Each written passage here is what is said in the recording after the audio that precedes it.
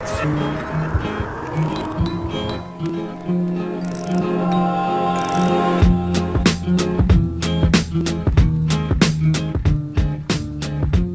substantivo grego traduzido em nossas Bíblias como reconciliação é katalage, que significa trocar por valor equivalente. Tanto o substantivo como o verbo eram comumente usados para referir-se à prática do câmbio de moedas.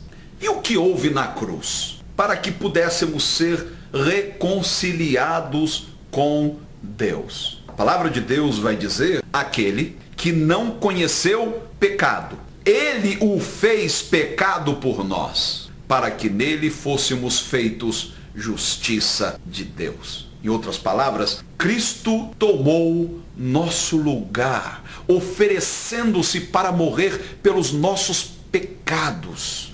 Foi esse câmbio que tornou possível a reconciliação entre nós e Deus. Ele é a base sobre a qual se sustenta a paz entre Deus e a humanidade. Uma das exigências de Roma para que uma cidade conquistada desfrutasse da chamada Pax Romana era que aceitasse a moeda do império. Portanto, aquela cidade deveria submeter-se a um novo tipo de economia, onde a moeda do império, que vinha cunhada com o rosto de César, fosse a única em circulação. Se a cidade conquistada não aderisse à economia do império, ela corria o risco de ser invadida, destruída, incendiada. Quando o Império Romano chegou a Jerusalém, deparou-se com uma situação inusitada. O templo em Jerusalém recebia ofertas do seu povo. Porém, não poderia aceitar uma oferta em cuja moeda houvesse a efígie do imperador com a inscrição César é o Senhor. Isso contrariava os princípios judaicos. Então o Império Romano resolveu fazer uma concessão. Para fins religiosos, estritamente religiosos, permitiu-se a circulação de outra moeda, uma moeda judaica, uma moeda que não tivesse nenhuma inscrição idólatra. Daí surgiram os cambistas. Você deve lembrar daquele episódio em que Jesus entra no templo e sai derrubando a mesa dos cambistas. Por quê?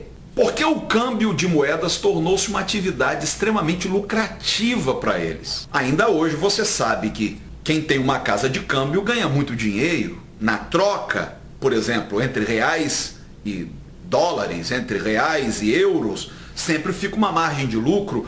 E naquele caso a margem de lucro era enorme. Jesus então chega com um chicote nas mãos, derrubando tudo e expulsando os cambistas. Paulo toma emprestado esta figura do câmbio para falar sobre a reconciliação entre nós e Deus. Por isso ele usa a palavra katalage, câmbio, troca, porque Cristo teve que tomar o nosso lugar. O velho homem não poderia ser aceito por Deus, porque o seu coração estava comprometido, contaminado. Então, o novo homem, Jesus, toma o lugar do velho homem.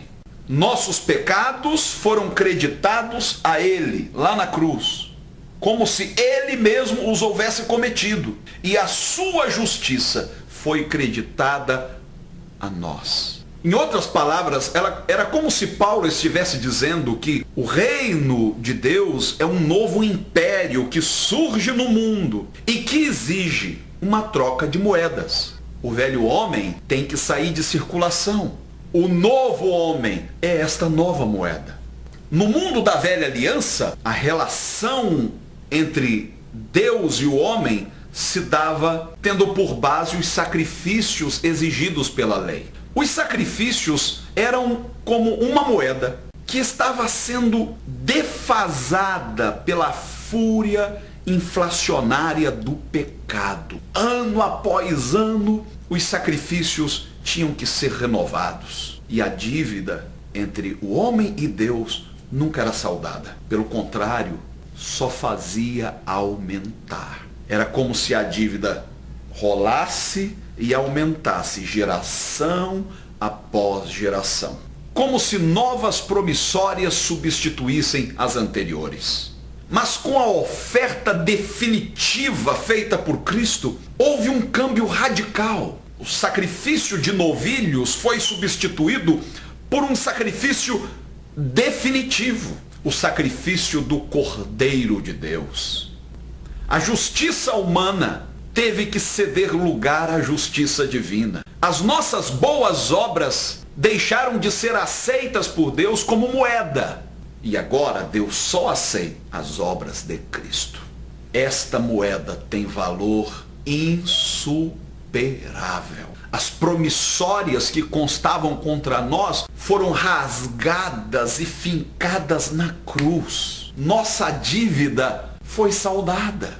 A partir daí, nossa justiça própria sai de circulação, juntamente com o velho homem. E a única justiça que pode circular como moeda no reino de Deus é a justiça de Cristo. Estabelece-se em todo o cosmos a Pax Christiana. Assim como havia a Pax Romana, a paz romana, agora há a paz de Cristo, que de acordo com o apóstolo Paulo, excede todo o entendimento. A dívida contraída pelo primeiro homem, Adão, foi rolando, aumentando a cada nova geração, tornando-se impagável. Juros e correção monetária. Quem viveu aquela época da inflação no Brasil deve lembrar que de quando em vez o governo vinha com um pacote milagroso e cortava os zeros. Lembra disso? Então você tinha uma nota, uma cédula de 1.000 cruzados, digamos assim. Aí o governo vinha com um novo pacote econômico, cortava os 3 zeros e 1.000 cruzados se tornavam um cruzado novo. Tudo isso era paliativo. A dívida continuava a crescer. Jesus, ele resolveu de vez o problema. Ele não nos dá a impressão de que a dívida diminuiu, cortando zeros. Não.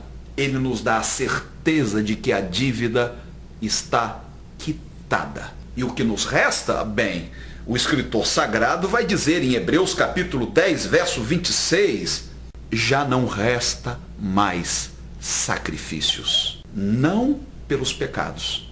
A situação entre nós e Deus está resolvida. Temos finalmente paz com Deus. A lei, através da instituição de sacrifícios, provia uma espécie de paliativo para a situação humana. Através do sacrifício de Jesus, através do câmbio, estabeleceu-se uma paz duradoura entre nós e Deus. Portanto, toda vez que você se dirigir ao Pai em oração, não vá estribado em sua própria justiça, em seus sacrifícios pessoais. Vá garantido no sacrifício de Jesus, na justiça de Jesus. Deus, o Pai, vai lhe ouvir, receber e atender como se fosse o próprio Cristo que lhe estivesse dirigindo suas orações. Por isso, nossas orações são todas feitas em nome de Jesus. É o reconhecimento de que não temos mérito suficiente para bancar, para falar em nosso próprio nome, mas o nome de Jesus, cheio de crédito, de mérito, é que nos abre a porta, que nos garante que o Pai nos atenderá. Fiquem na paz do Cordeiro de Deus.